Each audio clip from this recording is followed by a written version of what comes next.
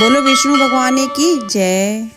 पाठ पूजा चैनल में आज हम माघ मास महात्म्य का 12वां अध्याय सुनेंगे। यमदूत कहने लगे कि जो कोई प्रसंगवश भी एकादशी के व्रत को करता है वह दुखों को प्राप्त नहीं होता। मास की दोनों एकादशी भगवान पद्मनाभ के दिन हैं। जब तक मनुष्य इन दिनों में व्रत नहीं करता उसके शरीर में पाप बने रहते हैं। हजारों अश्वमेध सैकड़ों वाजपेयी यज्ञ एकादशी व्रत की 16वीं कला के बराबर भी नहीं है। एकादशी के दिन व्रत करने से 11 इंद्रियों से किए गए सब पाप नाश हो जाते हैं।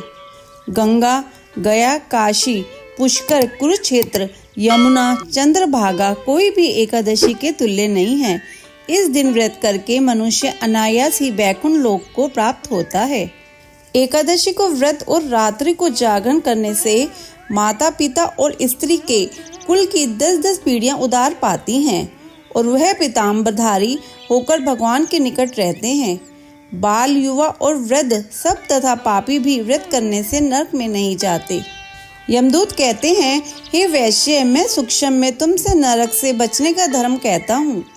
मन, कर्म और वचन से प्राणी मात्र का द्रोह न करना, इंद्रियों को वश में रखना, दान देना, भगवान की सेवा करना, नियम पूर्वक वर्णाश्रम धर्म का पालन करना, इन कर्मों के करने से मनुष्य नरक से बचा रहता है।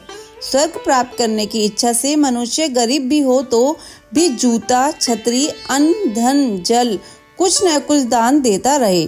दान देने वाला मनुष्य कभी यम की यातना को नहीं भोगता तथा दीर्घायु और धनी होता है।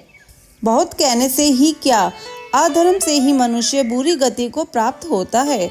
मनुष्य सदैव धर्म के कार्य से ही स्वर्ग प्राप्त कर सकता है। इसलिए बाल्यावस्था से ही धर्म के कार्यों का अभ्यास करना चाहिए। अध्याय संपूर्ण। अगर आपको यह अध्याय सुनना अच्छा लगा हो तो इसे लाइक करके शेयर करें। चैनल पर नए हैं तो सब्सक्राइब करें।